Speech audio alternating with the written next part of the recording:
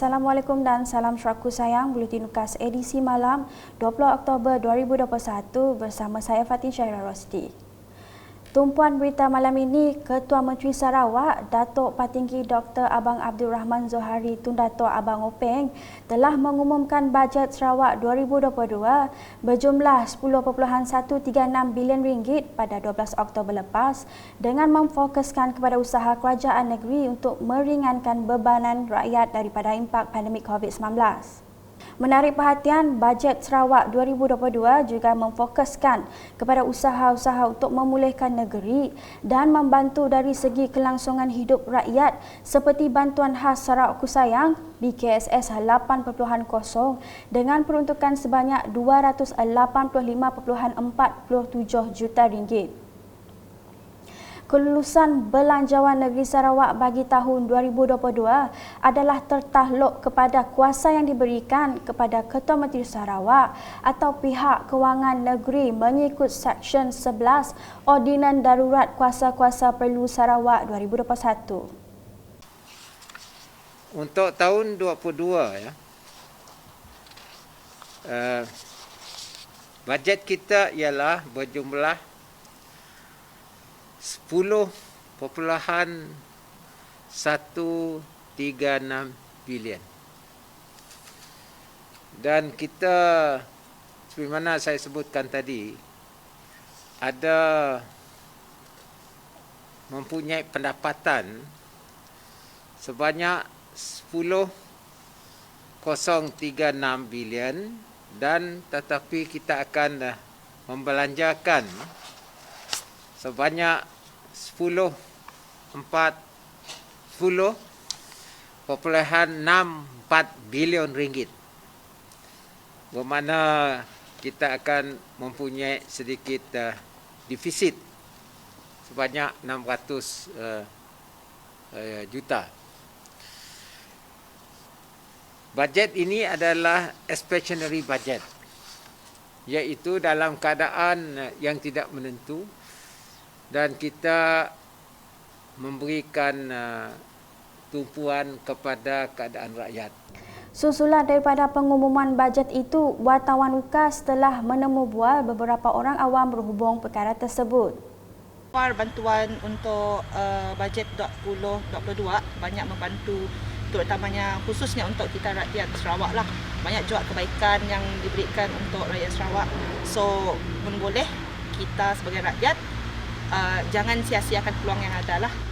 Pendapat kami bajet 2022 yang dibentangkan oleh CM bahawa untuk sangat membantu dan meringankan beban rakyat. Especially BKSS yang disambung lagi. Jadi terima kasih kepada Kerajaan Sarawak atas bantuan kita.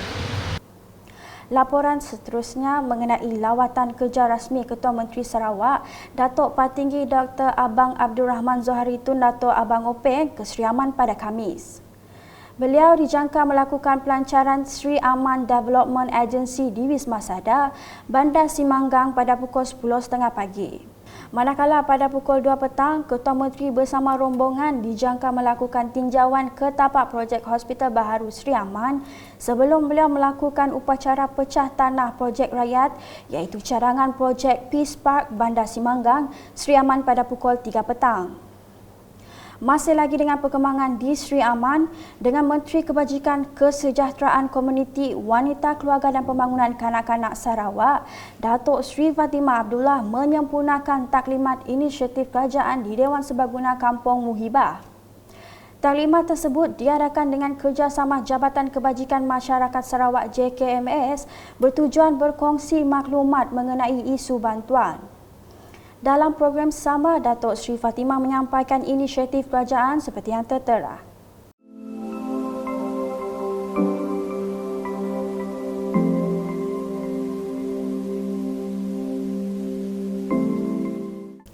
Turut hadir ialah Menteri Muda Kesejahteraan Komuniti Merangkap Adun Simanggang, Datuk Francis Harden Hollis Adun Lingga, Datuk Simoy Peri Pengarah JKMS Noria Ahmad, Ketua Jabatan dan Ketua Masyarakat. Laporan seterusnya, Jawatankuasa Masjid At-Taqwa Oya telah mengadakan sambutan Maulidur Rasul peringkat daerah kecil Oya bertempat di Masjid At-Taqwa pada Selasa. Majlis ringkas yang dihadiri seramai 50 orang tersebut turut dihadiri oleh Menteri Kebajikan Kesejahteraan Komuniti, Wanita, Keluarga dan Pembangunan Kanak-Kanak Sarawak merangkap Adun Dalat Datuk Seri Fatimah Abdullah.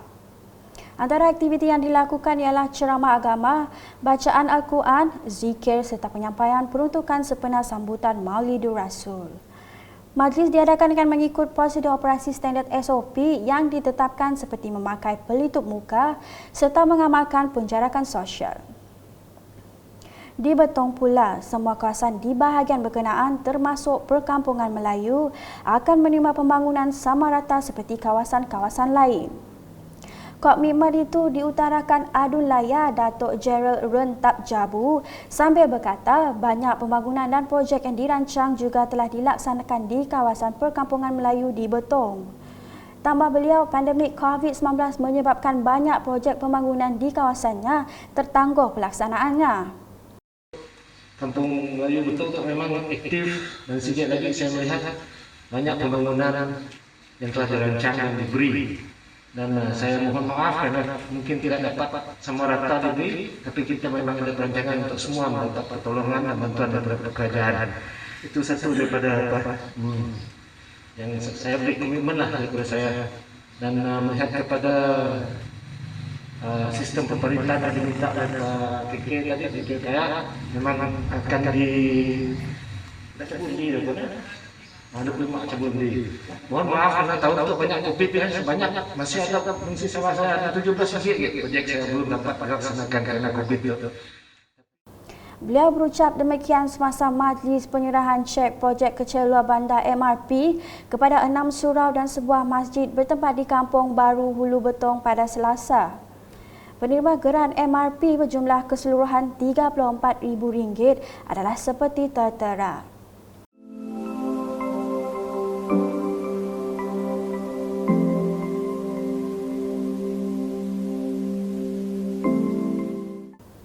Pada majlis sama, Datuk Gerald turut menyempurnakan simbolik penyerahan sumbangan bakul makanan kepada 83 ketua isi rumah Kampung Baru Hulu Betong.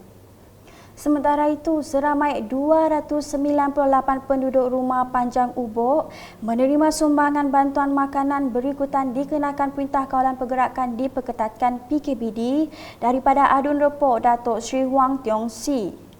Bantuan diserahkan oleh Wakil Datuk Sri Huang, Kapitan Ling Dian Yong kepada penduduk rumah Panjang tersebut.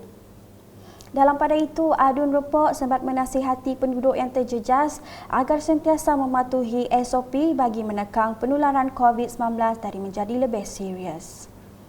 Manakala di Meradong, Adunnya Datuk Ding Kuang Hing menyerahkan cek peruntukan MRP kepada 5 surau dan masjid sempena sambutan Maulidur Rasul.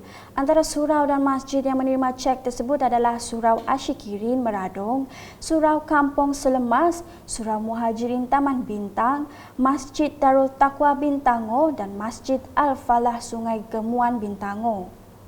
Dalam pada itu, sumbangan MRP tersebut bertujuan bagi penganjuran aktiviti-aktiviti dan majlis-majlis keagamaan bersempena dengan sambutan Maulidur Rasul.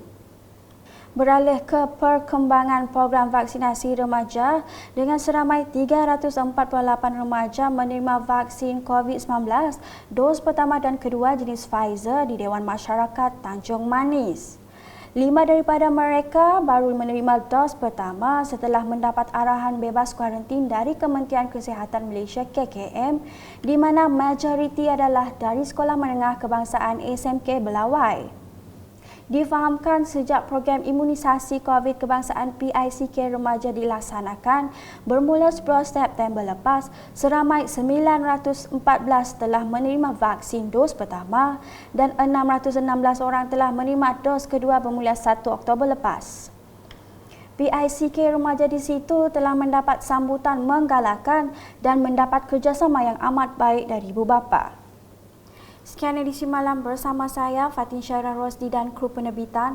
Berita lebih lanjut boleh didapati di semua platform media sosial UKAS termasuk portal ukas.sarawak.gov.my dan pastikan anda subscribe UKAS channel di YouTube. Sentiasa waspada dan amalkan kawalan kendiri secara ketat terutama di kawasan sesak dan sempit. Sama-sama kita cegah, kita jaga Sarawak into Sarawak. Salam UKAS.